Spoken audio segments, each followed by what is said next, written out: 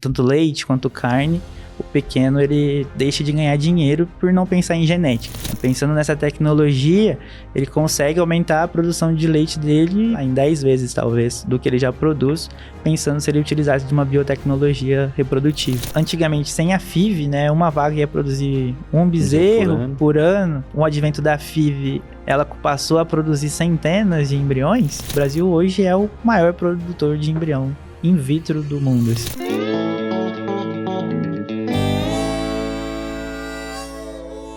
Estamos iniciando mais um NRCast, o podcast da Núcleo Rural.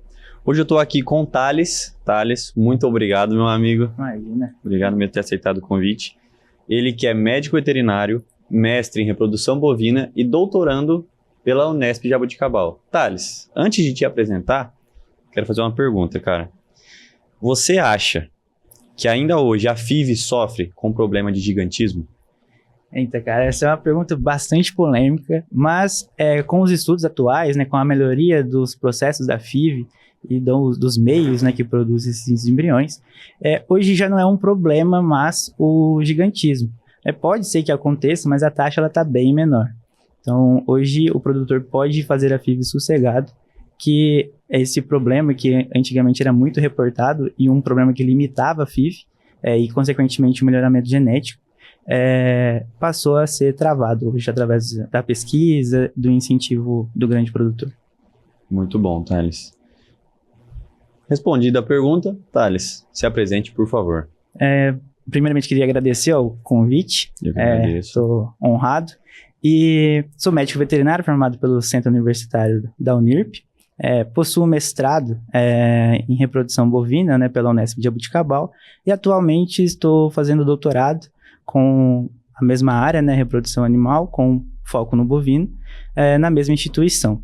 Possuo aí uma participação na área comercial de embrião, né, desde da seleção dos ócitos até a produção do embrião final. Eu e o Thales, nós estudamos juntos, graduamos juntos aqui no Centro Universitário de Rio Preto, a Unirp, né? E o Thales seguiu a vida acadêmica, eu fui para o outro lado, um pouco mais comercial. Thales, né, aproveitando todo o seu know-how em reprodução bovina, hoje você está na vida acadêmica, ralando lá no laboratório para o pessoal do campo ter a tecnologia, ter o melhoramento genético. Cara, o que é a FIV? Cara, a FIV é a tecnologia em que a gente utiliza, né, o óvulo da fêmea, de uma doadora geneticamente conhecida, juntamente com o sêmen de um touro que também tem um mérito genético conhecido, e eles vão ficar juntos ali por um tempo, onde vai acontecer a fecundação desse óvulo, e esse óvulo fertilizado uma vez, ele vai se desenvolver até embrião e ser transferido para uma receptora que será a barriga de aluguel, e gerar esse futuro embrião que será um bezerro. Certo. E como que a gente chega a esse material genético dessa fêmea e desse macho? Como que ocorre essa coleta? Tá, essa coleta, né, ela é realizada através por um médico veterinário capacitado, e a técnica a gente chama de aspiração folicular. Que seria nada mais que aspirar mesmo, como o próprio nome diz. Então, um veterinário capacitado, juntamente com um equipamento de ultrassom e uma guia acoplada a uma agulha extra fina, assim, ele vai conseguir visualizar o ovário da fêmea, né, doadora, pelo ultrassom, e juntamente com a agulha ele vai conseguir puncionar esse ovário, né, o folículo especificamente, aspirar esse líquido que existe dentro desse folículo, junto vindo o óvulo, que é o material que a gente quer. Ele vai mandar esse conteúdo para um laboratório, né, que está ali no campo também já junto, e vai ser selecionado esse óvulo, né, pelas suas características, então aqueles melhores óvulos que vão ser destinados ao laboratório final, e vai ser feito a FIV. E como que vocês escolhem esses melhores óvulos? Tá. Existe uma entidade, né, que rege como que as melhores características para esse óvulo. Então, eles vão ser classificados de grau 1, 2 e 3. O grau 1 seria aqueles que apresentam mais células em volta desse óvulo, vamos supor, de uma camada protetora. Então, aqueles que mais tiverem essa camada são os melhores ócitos para serem fertilizados, né? E os piores quanto menos, então quanto menos camada, pior será. Mas comercialmente, né, se leva-se desde o grau 1 até o que não tem nada, que a gente chama de desnudo. Mas aí entramos numa controvérsia científica. Mas principalmente de grau 1 a 3 que é feita essa fertilização. E por que essa controvérsia? Porque tem estudos que falam que dá para usar e tem estudos que falam que não dá para usar? Exatamente. Assim, no comercial, como a gente quer aproveitar esse mérito da doadora, levamos tudo. Mas já tem estudos apontando que essas células, né, essa camada protetora, ela é muito essencial para a competência desse ósseo, né, para aquela qualidade. Ela entrega substâncias, né, para ele conseguir desenvolver e ser um embrião. Então, sabemos que se esse óvulo não tem essa célula, ele já é um ósseo com defeito, com uma menor capacidade de ser um embrião. Mas como comercialmente a gente quer ter toda a possível chance, né? Às vezes aquela doadora tem um mérito genético, mas por N questões aí que a gente pode entrar para desnudar esse ósseo, né? Perder essas células, a gente acaba levando porque ele não tira o mérito dele conseguir ser um embrião e futuramente um bezerro. Entendi. Mas diminui grandes as chances dele chegar a termo. Então, por exemplo, aquela vaca super campeã que fala, na aspiração dela dá 85, 95. Tem desde o desnudo até o que tem bastante célula em volta. Até o que tem em volta. É bem assim. Geralmente comercial a gente vai dizer, tem as classificações, né? A gente vai contar total e o que é viável. Então, total é tudo que ele encontrou ali, do que o veterinário aspirou a campo. E os viáveis são exatamente o grau 1, 2 e 3 e os desnudos particularmente. Mas aí depende do laboratório, enfim. A gente, como pesquisa, não quer desnudo. Então, a gente utiliza só 1, 2 e 3, dando prioridade para 1 e 2. Mas, a campo, comercialmente, até desnudo, a gente consegue fazer a fertilização. E aí, desenvolve normalmente e a gente vê lá na qualidade embrionária se ele tem essa capacidade de ser transferido ou não. E vocês falaram que no estudo, né, no laboratório, vocês preferem 1 e 2. Por que não o 3, se ele é o que tem mais célula em volta ali? Seria o melhor? Seria o contrário, né? O 1 é o que mais tem e o 3 é o contrário. é o contrário. Entendi. O 3 é o que tem menos. Tem menos célula protetora tem menos ali. células, então a gente prioriza o grau 1 e 2, que são muito bons. E geralmente na pesquisa a gente faz pesquisa com ovário vindo de abatedouro, né? Então essas fêmeas foram abatidas. Então a gente já prefere pegar esses ovos melhores para conseguir já ter um resultado melhor lá na frente e também pensando sempre que o melhoramento genético vai produzir essas fêmeas doadoras que vão dar mais grau 1 e 2. Né? Então a seleção genética vai até na qualidade do ósseo. Até na qualidade do ósseo. Até na fórmula, na idade em que ela pode nos fornecer esse ovo. Entendi. Voltando um pouquinho à técnica da aspiração folicular, só para o pessoal entender, essa vaca ela passa por um processo de sedação, né? Isso, a gente faz uma epidural, né, que seria uma anestesia local. Então, a gente... A epidural é no pé do rabo da vaca. No pé do rabo. No pezinho do rabo da vaca. Ali. Geralmente utiliza-se a lidocaína, né? E o veterinário capacitado ele vai acessar ali onde ele precisa acessar, calcular de acordo com a categoria animal, a raça, e fazer essa anestesia que é muito importante. Né? Não há relato de que não se faz, mas é muito importante que se faça essa anestesia, não só para a segurança do veterinário, mas também para o bem-estar animal dessa fêmea. Sim. E hoje eu acho que essa questão do bem-estar animal, né, tá batendo muito em cima disso. Sim, o bem-estar animal hoje, se você não fica atento às normas, isso, você tem produtor que é penalizado, enfim. E falando da seleção de ócitos, essa seleção não precisa ser necessariamente feita no laboratório, né? No laboratório, sendo ao pé da letra, não. Mas precisa ser um ambiente limpo, um ambiente controlado, né? Assim, que não seja ao ar livre, por exemplo, que tem contaminantes nesse ar que vai prejudicar ali. Livre de qualquer cheiro, qualquer coisa que possa, por exemplo, respingar na placa em que esses ósseos vão estar. Que isso vai prejudicar, vai contaminar ele. Então, a gente até chama de laboratório, mas não é o laboratório físico, né? Aquele que vai produzir os embriões.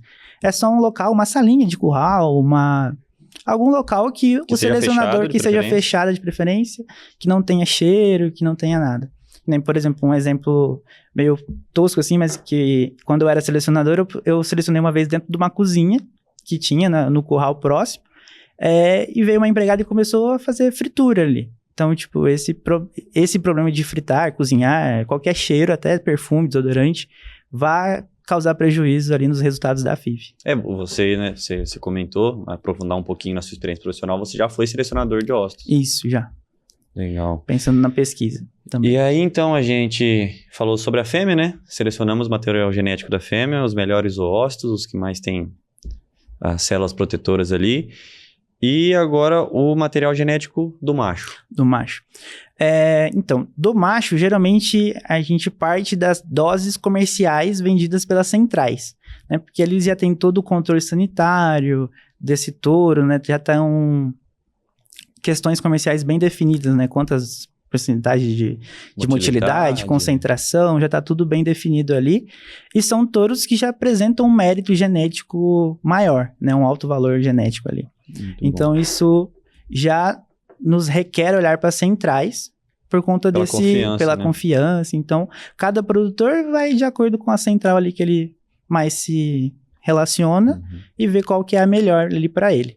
Mas também tem relatos de pessoas que têm o seu touro de alto valor genético ali, que às vezes não deu tempo de entrar numa DEP, enfim, e faz a colheita na fazenda e faz a fertilização in vitro. Só que aí entra num problema sanitário que esses embriões não podem ser comercializados. Né? Então tem que ser transferidos na própria propriedade. Entendi. Então é possível um produtor que tenha um touro de genética fazer esse tipo de... Fazer esse tipo de serviço. Sim. Não impede ele. O que impede é a comercialização, que aí barra, né? Geralmente a FIV é mais pensada na genética, então a pessoa acaba pensando nesse quesito. Porque vai que esse touro tem alguma doença reprodutiva, né? Exatamente. Ele se espalha. Entendi. Exatamente.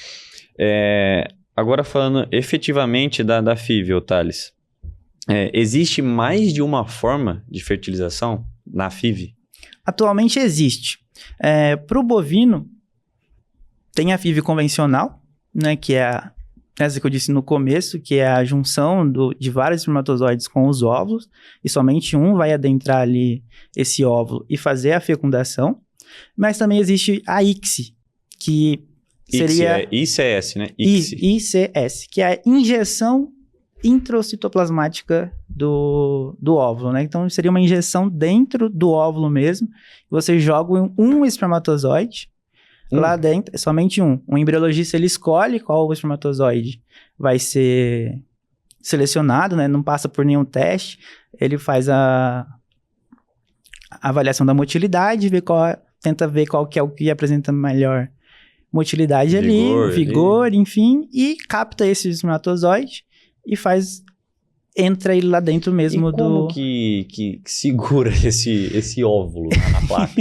Existe um microscópio que a gente chama de microscópio invertido e um controle de joystick, que você, com uma agulha e uma seringa, você consegue pinçar ele, né, sem fazer danos, e com a agulha você introduz no óvulo. Entendi. E aí você joga esse espermatozoide lá dentro fecunda com ele. É certeza que pega.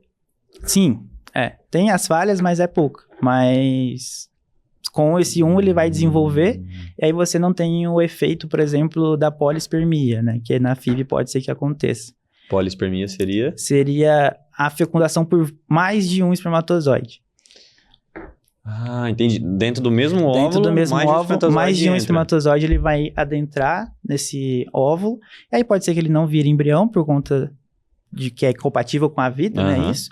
Ou pode ser que ele se desenvolva até um estágio embrionário, mas que não vire uma prenhez a campo. Entendi. Mas normalmente isso é bem difícil de acontecer, mas pode ser que aconteça.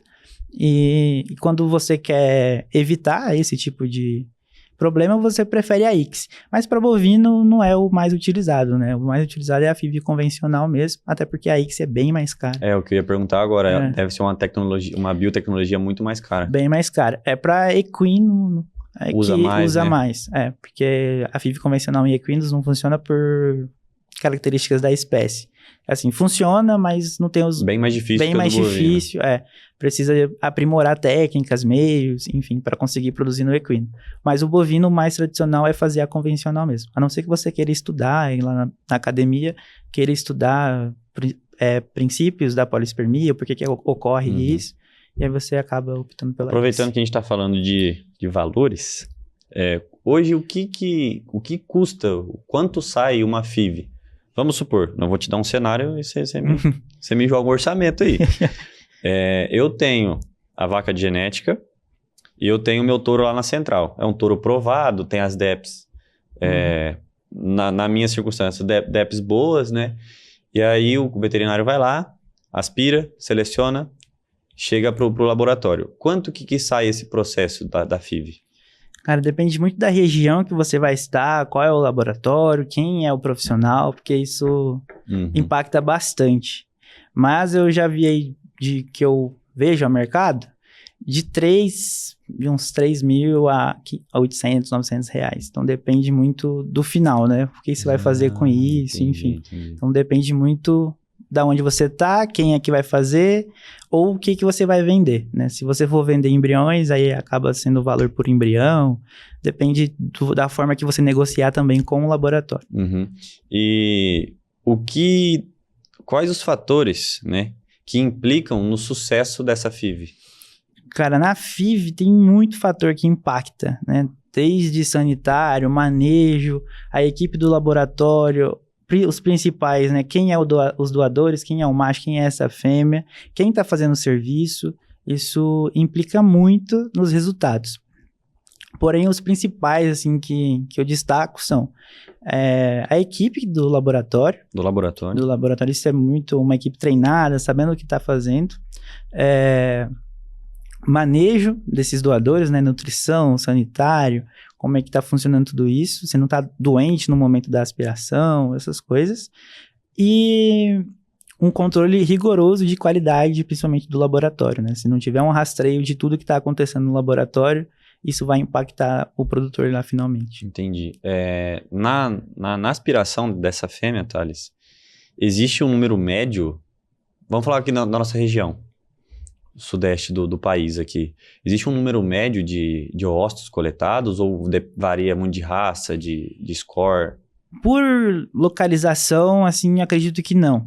O fator que existe é entre as espécies, né? Então, o Nelore ali vai produzir muito mais, de 20 a 50, tem doadora de recorde aí, 400, 500. E os taurinos, né, pensando ali na holandesa, 15, 10... Até o Magir, talvez, dependendo para leite, 10, 15. Por que essa diferença? Depende muito. Pelo tamanho do ovário e tamanho folicular, né? Isso vai impactar quantos folículos vão ser aspirados ou quantos vão se desenvolver até a fase que ali a gente consegue visualizar no ultrassom e ser aspirado. Entendi. E existe um protocolo hormonal para essa... Né, levando em consideração que eu tenho essa vaca genética. Existe um protocolo hormonal que eu faça para essa vaca poder emergir esses folículos e o veterinário ir lá aspirar? Existe, né? O que a gente chama de superovulação. Superovulação. Aí tem os protocolos definidos lá, que aí depende do que você quer usar, para você utilizar, superovular essa vaca. Então, ela vai passar por todas as fases de crescimento desses folículos, né, e ósseo, e quando chegar lá no dia de fazer a aspiração, ela vai ter um número muito maior do que você ia ter se não tivesse superovulado. Entendi. E é comum esse protocolo ou o pessoal vai mais ali no cio natural mesmo? Aí entramos no quesito, o que você está pensando. Se for um produtor de genética, quase toda certeza ele utiliza superovulação em algumas vacas. Agora, se for um produtor que produz embrião ali para ele mesmo, geralmente ele espera o status reprodutivo da vaca mesmo ali. Dá um intervalo, né? Geralmente de 10, 7, 15 dias. Vai acompanhando. Vai acompanhando ali, fez uma OPA aqui, 10, 15 dias ele consegue fazer outro porque ele sabe que teve uma nova onda e essa vaca teve tempo hábil de ter uma nova população ali dentro desse ovário. Mas existe protocolos, na verdade, né? Vários, mais de um, e que você consegue fazer essa superovulação. E quando a biotecnologia da FIV faz sentido, o que o produtor pode se beneficiar com a FIV? Ela faz muito sentido quando você pensa em genética, né? Você quer melhorar a genética, ela faz o total sentido. E o produtor, como é que é assim? Ele pode se beneficiar de que forma? Para o produtor, né? Eu sou o seu João, tenho minhas vaquinhas de leite lá. Para mim, compensa pagar pelo processo ou pagar pelo embrião pronto? Para o pequeno, o embrião. Embrião pronto. O embrião pronto. Porque senão ele vai ter que introduzir toda a genética ali no rebanho, crescer essa novilha, até chegar num status aqui no Brasil de 24 meses, pelo menos, para conseguir começar a aspirar essa vaca, né? Consegue antes, né? Mas pensando no pequeno, vai demorar um pouco mais. O embrião talvez seja mais viável do que pegar o animal anterior. Existe também, né, parcerias, cooperativas, Sebrae, essas empresas assim, corporativas mesmo, que auxiliam o pequeno produtor a chegar ao embrião, né? Então, tem uma cooperativa lá em Minas, onde eu estava, que ela auxilia o produtor de leite, né? Ela incentiva que o produtor pequeno de leite faça aquisição de embrião, né? Então, acaba ficando num preço muito reduzido, num tempo específico, e para o produtor é benéfico porque ele consegue alavancar o seu melhoramento genético muito rápido e tendo acesso a uma tecnologia. Entendi. Na sua opinião, o pequeno e médio produtor que não trabalha com o melhoramento genético hoje, ele perde muito em resultado na propriedade dele? Perde muito, e principalmente dinheiro, né? Pensando em dinheiro, ele deixa de ganhar muito e produzir mais do que ele já produz, por exemplo. Pensando nessa tecnologia, ele consegue aumentar a produção de leite dele, sei lá, em 10 vezes talvez, do que ele já produz, pensando se ele utilizasse de uma biotecnologia reprodutiva, né? De uma tecnologia como a FIV. Então, tanto leite quanto carne, o pequeno ele deixa de ganhar dinheiro por não pensar em genética. Então, o melhoramento genético é essencial para elevancar, né, a produtividade da fazenda e os produtos finais e conseguir ter mais lucro. E pensando, né, num cenário aí a longo prazo, se ele está comprando um embrião hoje, daqui 2 anos, ele vai poder aspirar essa fêmea, por exemplo. Ou até mais cedo. Dependendo, né? Dependendo da genética, né? Mas já é uma genética melhorada. Então, até mais cedo, você consegue aspirar essas novilhas, né? Que nem o meu experimento hoje de doutorado é com novilhas Nelore de 12 meses. 12 meses? Então, 12 meses elas já estão produzindo embriões e, assim, os resultados prévios produzem bem, mas já são animais vindo de uma propriedade que tem interesse na genética, pensando na produtividade, que é uma produtividade de corte, mas que tem essa característica reprodutiva para aumentar, né, a sua produção. Legal. E voltando lá pro laboratório agora, então vocês fecundaram esses óvulos. Isso. Você formou os embriões, certo? E esses embriões, eles não se formam sozinhos, eles são vários embriõezinhos no mesmo cultivo, como é que é? Então, tem uma forte tendência da pesquisa de fazer esse cultivo individual ou coletivo, mas acaba encarecendo o processo, muito material, enfim, mas hoje o convencional é fazer todo mundo junto. Então, se aquela vaca produziu 30 ócitos, ela vai ter esses 30 ócitos até a etapa de cultivo, onde eles vão se desenvolver em embriões. Aí, desses 30, vai cair pelo menos 50% essa taxa. Não vai vingar. Não vai vingar os 30, né? Você vai, pelo menos 30, 50% do que tá ali, que foi para clivagem, né? Digamos assim. A clivagem seria a divisão desse gameta, né? A partir de um momento, ele é só óvulo e espermatozoide. Quando eles se juntam, ele se torna um zigoto. E esse zigoto vai se transformar no futuro embrião. Então, ele passa por processos de divisões celulares que vai chegar até o embrião. Nesse processo de clivagem, 50% vira embrião. Então, se a gente tem 30, clivou 10, a gente vai ter pelo menos 5 embriões, talvez. Então, vai caindo ali. Mas isso depende muito da doadora, do macho que fez. Então, não é uma matemática exata, biologia não é uma matemática exata, mas em termos de média, comparamos a isso. A cada óvulo que a gente aspira, um vai virar embrião, digamos assim, uma matemática básica. E aí eles ficam todos juntos. né, contextualizando a turma, quando a gente fala cultivo, né, você pode explicar mais um pouco sobre o meio do cultivo? O cultivo seria nada mais é que um meio estático ali, né, que o pessoal faz num formato de uma gota, que esses oócitos ficam ali até o estágio de embrião. O cultivo, né, pensando lá dentro da vaca, ele vai acontecer dentro do útero, né? Então, quando a gente faz no laboratório, tá na placa. O útero se torna uma placa, pensando assim. E ele vai se desenvolver dentro de uma gota por 7 dias. Até o 7º dia, ele chegou até embrião. Depois disso, ele começa a querer fixar, né? Porque o embrião ele vai fixar no útero dessa fêmea. Então, a partir do 7º dia, não é mais viável ficar no laboratório, porque esse embrião está querendo fixar o útero para ser um bezerro. Então, é onde a gente transfere esses embriões. Na receptora. Na receptora. E então, essa gota, né, que a gente chama de meio de cultivo, ele imita todo aquele líquido que tem no útero da vaca. Todo aquele sistema que tem no útero da vaca. Né? Fala o líquido para ficar mais fácil o entendimento. Bem, a gente tenta imitar tudo que acontece na vaca, a gente tenta imitar no laboratório. Aí o meio de cultivo seria o meio uterino ali, o meio... Entendi. E existe isso para comprar? Tem que fazer? Como é que é? Hoje tem laboratório que só trabalha com isso, com venda de meios.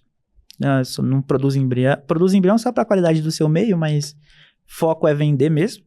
Ter assessoria, consultoria. E tem laboratórios que fazem os seus próprios meios, como é o caso da universidade. Geralmente a gente faz o nosso próprio meio, enfim. E como que vocês fazem esse meio de cultura? Então, aí são são uma gama de nutrientes, de antibiótico, nem tantos antibióticos, mas mais antibióticos, aminoácidos, hormonais, tudo aquilo pensando na biologia, o que precisa ser feito, o que vai ali para ativar, por exemplo, o espermatozoide. Ele está congelado na paleta, a gente descongela ele, e naturalmente o corpo da vaca ele produz substâncias, né, principalmente a heparina, pensamos assim, que hiperativa esses espermatozoides. Hiperativar ele fica muito agitado, né, com vontade de viver. Então, no laboratório a gente imita isso também com a heparina. Isso vai hiperativar o espermatozoide e ajudar ele a fecundar o óvulo ali. Entendi. Então, tem desde a menor molécula até a macromolécula pensada em cada meio. E então, ponto importante, você falou pensado em cada meio. Existem meios diferentes, acredito eu que para raças diferentes tem disso. Hoje existe. Hoje é uma tecnologia nova, até pensando nisso. Antigamente era convencional. O que é para um é para todos. Mas hoje as empresas estão vendo essa exigência, né, de espécies diferentes, de raças, então começaram a criar meios específicos, né, para Gir, Nelore, holandesa, principalmente as produtoras de leite, né, holandesa, que acabam tendo uma conversão mais baixa.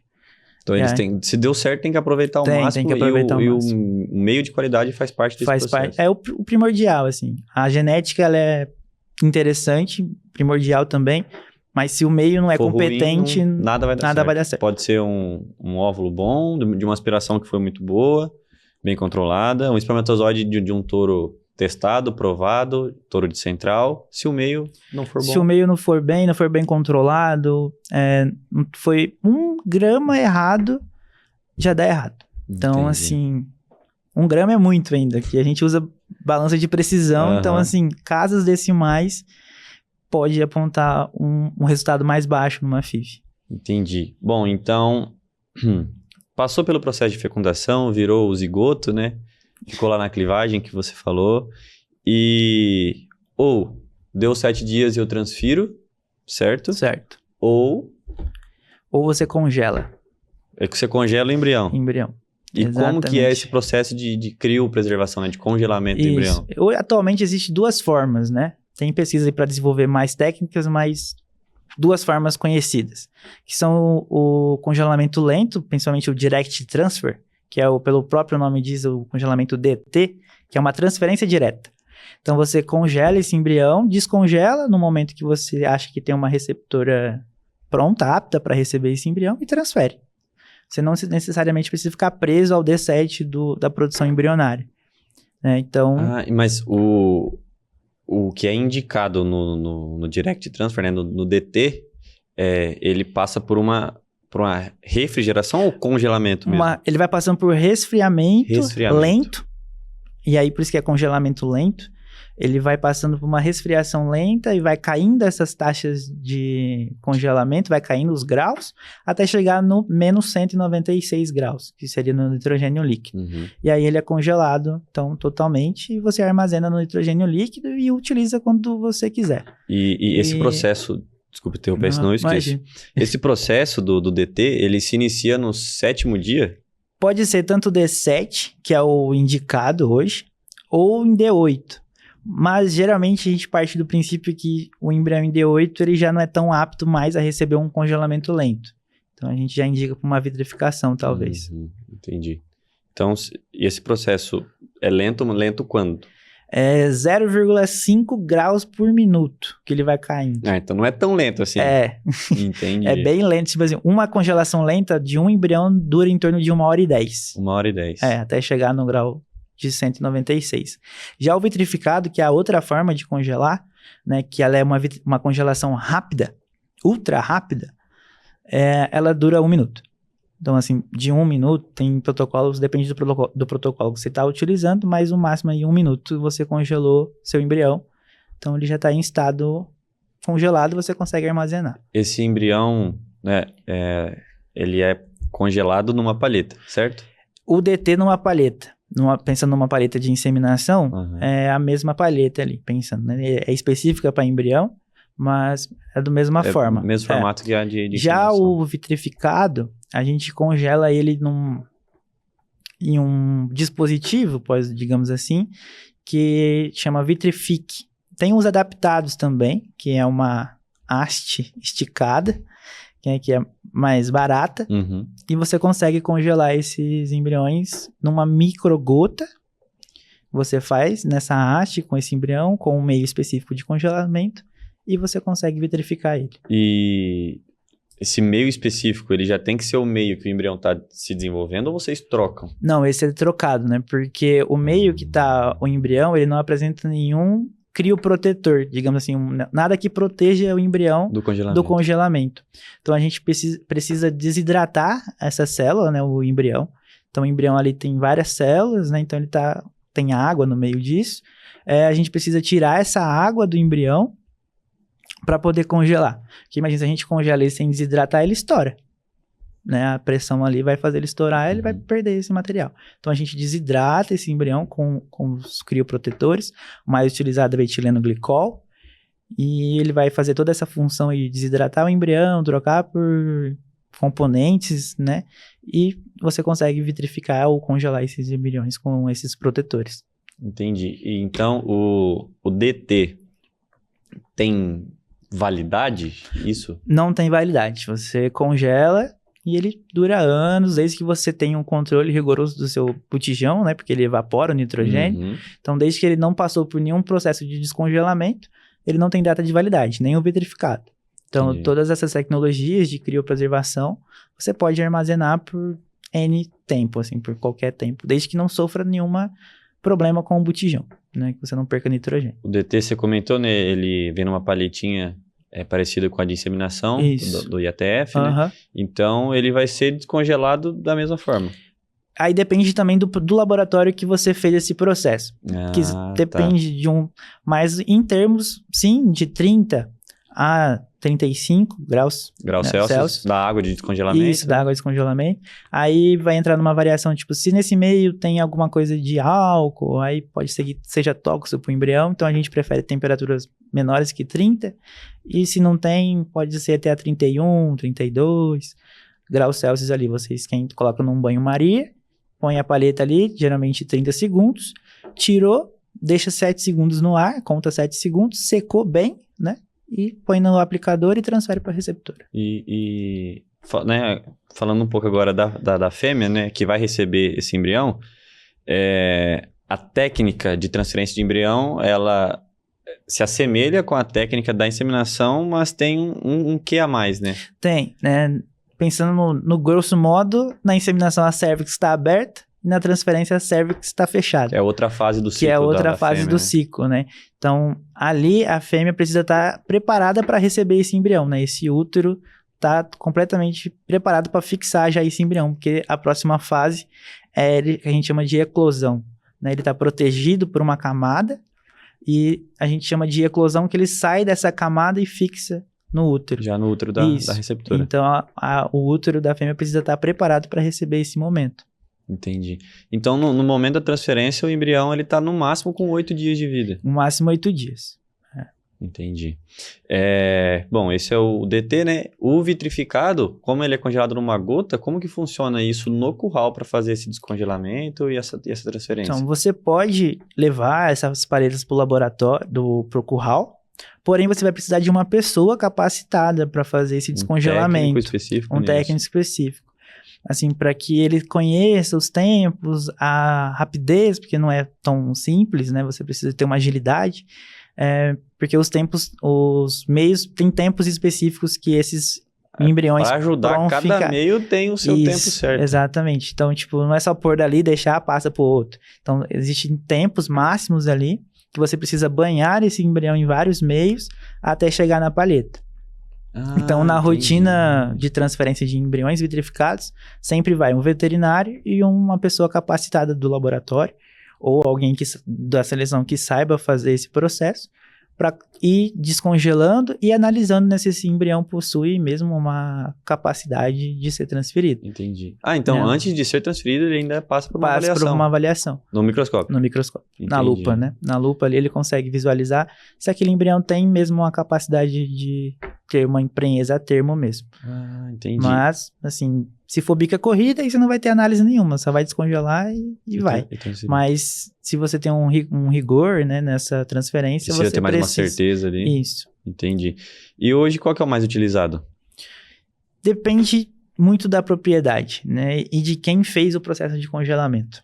No meu mestrado, eu trabalhei com o DT.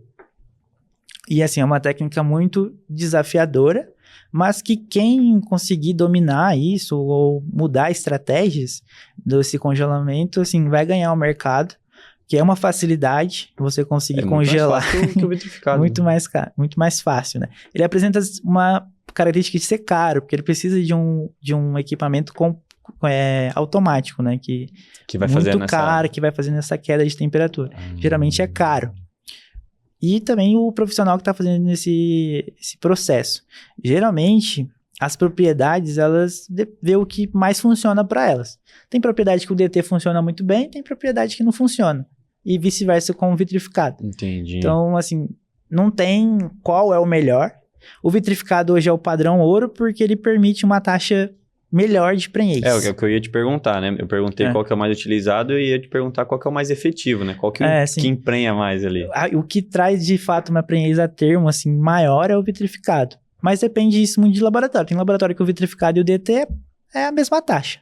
Assim, tem os mesmos resultados. Então, depende muito de quem faz o congelamento, como que tá esse embrião e quem transfere também, né? Isso é bem Você acha importante.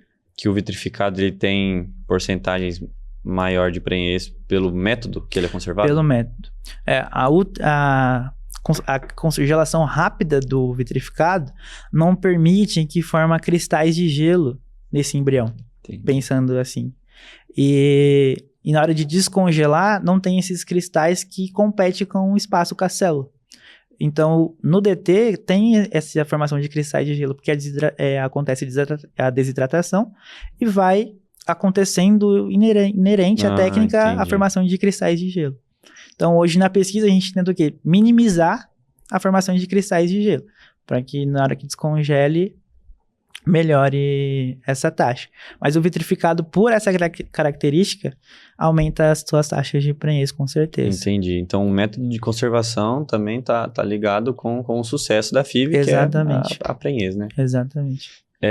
Na sua opinião como técnico, né? Como, né? De que forma a FIV acelerou o melhoramento genético no Brasil? Pensando que antigamente, sem a FIV, né, uma vaca ia produzir um bezerro por ano, e com o advento da FIV, ela passou a produzir centenas de embriões e ser transferidos ao mesmo tempo. Isso acelerou muito o ganho genético e auxiliou o Brasil a ser uma referência na área, né? O Brasil hoje é o maior produtor de embrião in vitro do mundo, assim. Sério? Sério. é referência. Tem pessoas que saem daqui e vai trabalhar fora em outros países porque são referências, detêm essa tecnologia aqui. Legal. Né, você falou que antes uma vaca era 1 bezerro por ano, Isso. agora centenas. E a gente, um pouco atrás, comentamos sobre o intervalo que essa vaca é aspirada, né? Que essa matriz que detém a genética, ela é aspirada. E você falou de 7, 10, 15 dias. O que determina esse intervalo de dias?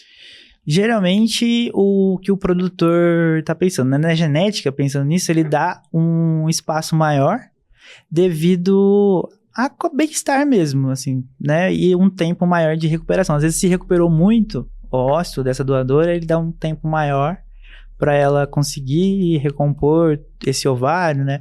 Passado uma lesão, porque sofre uma lesãozinha, né?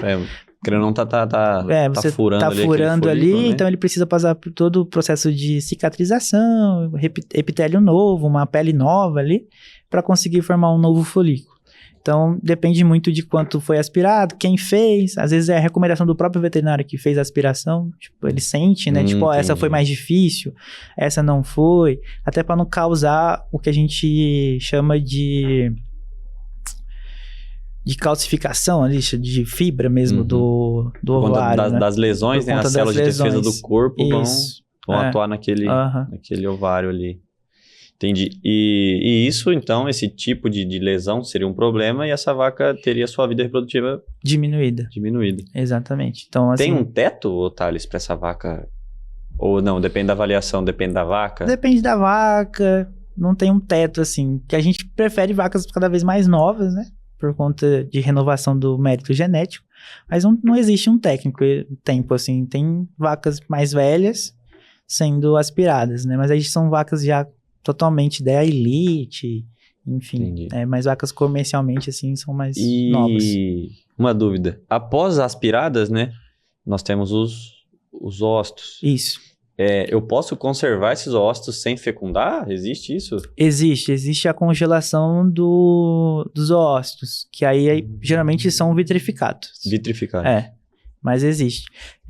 Tem a tendência de diminuir, né, a taxa de conversão, mas depende muito da doadora, quem fez a congelação desses ósseos, mas em tese a produção embrionária é menor. Mas existe banco hoje de germoplasma de ósseo, né? Então você guarda os seus ósseos lá e fecunda quando você quiser, enfim. Entendi. Mas existe essa possibilidade. Só pra gente contextualizar o pessoal, né? Quando a gente fala que na técnica da aspiração folicular, que aspira o folículo, o que é o folículo, né, no ovário dessa fêmea? Pro crescimento do óvulo, né, do gameta feminino ali, ele vai liberando hormônios, né, precisa de hormônios ali, e ele vai liberando líquido. Através disso, vai crescendo esse folículo. Então, esse folículo, por ações hormonais, ele vai gerando líquido e vai aumentando de tamanho. Entendi. Então, tem várias fases, né, que acontecem dentro ali do ovário.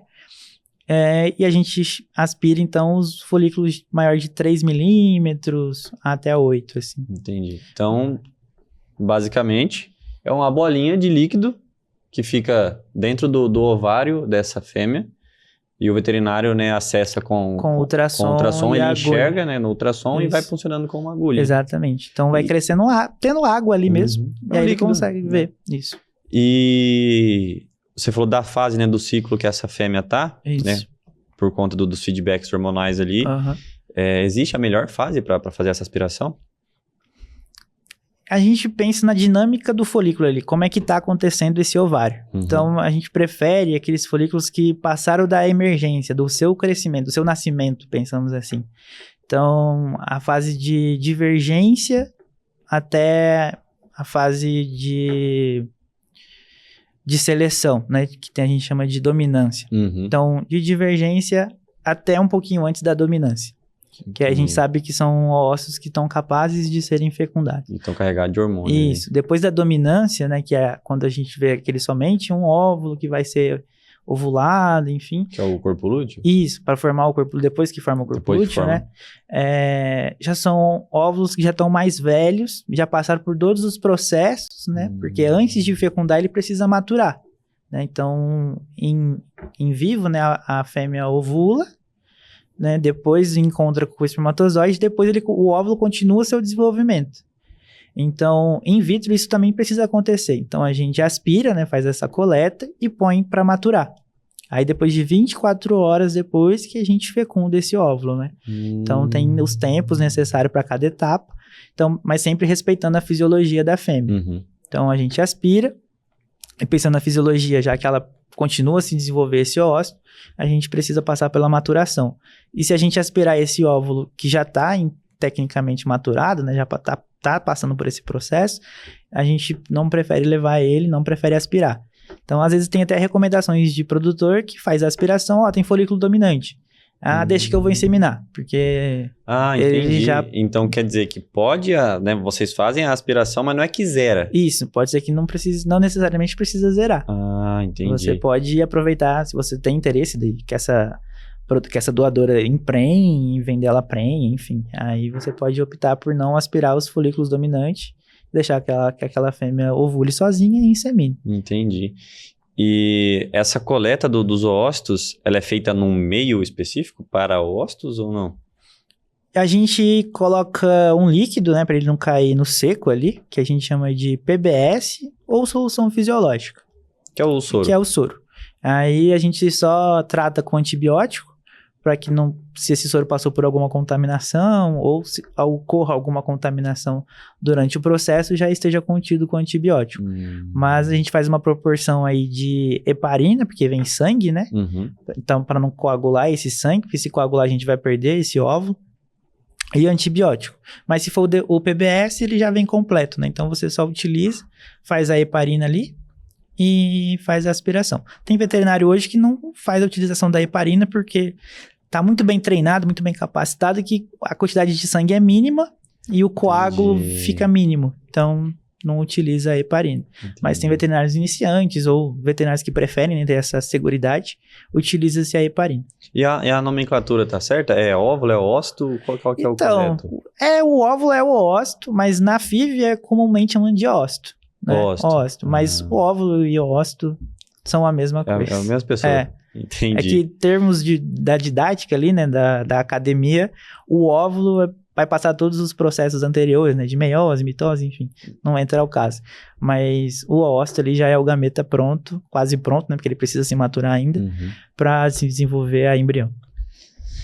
E no começo do nosso bate-papo, eu te perguntei sobre o gigantismo, né? Se a FIV ainda sofre com problemas de gigantismo, talvez por... Não problemas reais, mas por fofoca técnica, né? Isso. Não, porque antigamente dava muito bezerro gigante, Exatamente. problema ao parir. Tem a ver com o soro fetal que a gente tinha comentado? Isso.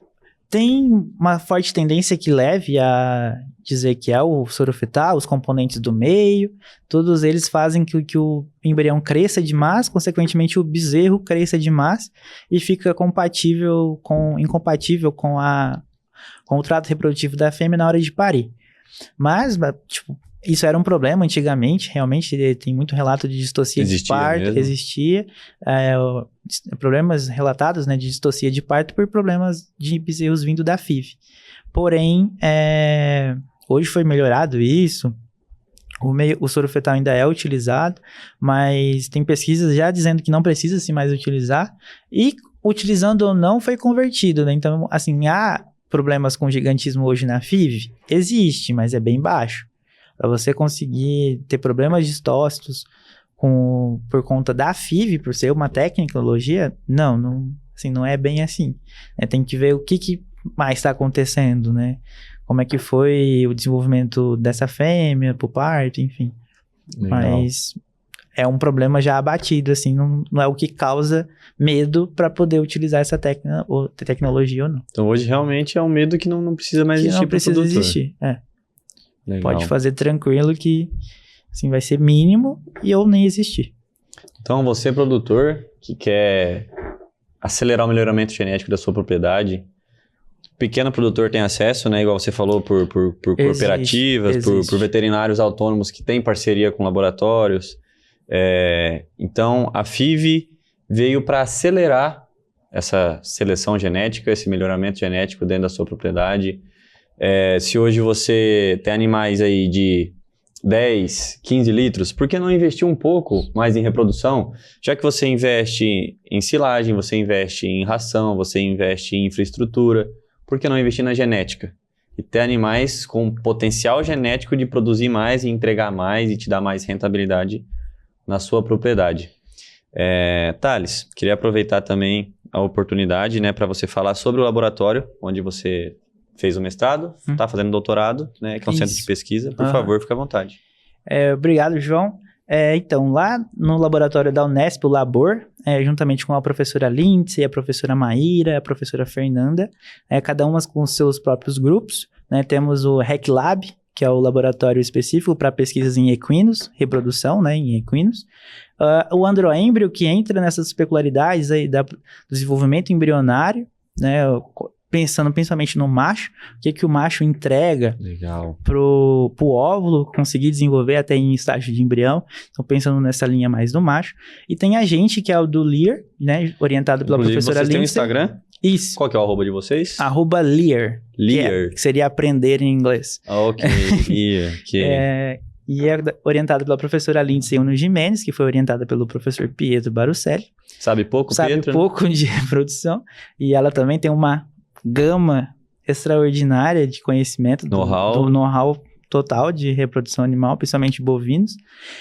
E agora a gente está trabalhando com uma vertente da pesquisa, que é comparar os efeitos da nutrição na reprodução, né? Então, o que essa fêmea está comendo, o que ela pode comer, e isso impacta ou não na melhora da reprodução desses animais. Legal. Principalmente no embrião. Muito bom, Thales.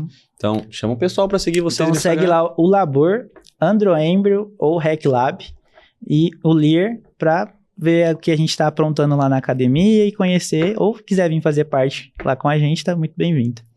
É muito importante esse braço da pesquisa, porque se hoje o veterinário a campo, o técnico, né, chega com novidade para o produtor, chega com o que há de melhor, falando em genética, é porque esses caras estão lá no laboratório todo dia, batendo cabeça, estudando, trazendo coisa nova, certo? Então, esse lado acadêmico do profissional, da veterinária, da zootecnia, da agronomia, qualquer um da parte das agrárias aí, que agrega no campo, é muito importante. Então, siga o pessoal. Você, principalmente, que gosta de reprodução, pensa em ter uma vida acadêmica, né, Thales? Exatamente. Acredito que lá o pessoal tá precisando aí de iniciação científica. Estamos precisando, sim. Sempre é bom ter gente mais na academia para fazer a pesquisa, mas não somente por mérito acadêmico, né? Tem muitos doutores, mestres, que vão lá, faz a sua pesquisa, entende o que está acontecendo e leva isso para o campo.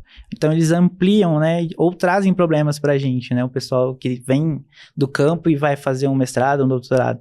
Eles sempre trazem problemas, olha, acontece isso, o que a gente pode fazer aqui dentro para melhorar isso? Então, essa traz troca, a dor real, né, do campo para o laboratório. Essa troca traz a interação e o que faz ter melhores resultados aí futuramente na pecuária brasileira. Então, assim, é muito importante. Muito bom mesmo, meu irmão. Mais uma vez, muito obrigado por ter aceitado o convite. Imagina. Eu acho que eu fico feliz de ter você aqui, né? Agora como amigo de profissão. Fomos amigos na faculdade, agora de profissão. Muito bom mesmo.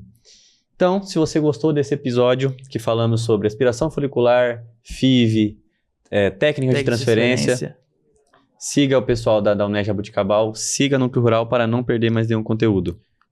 Até a próxima.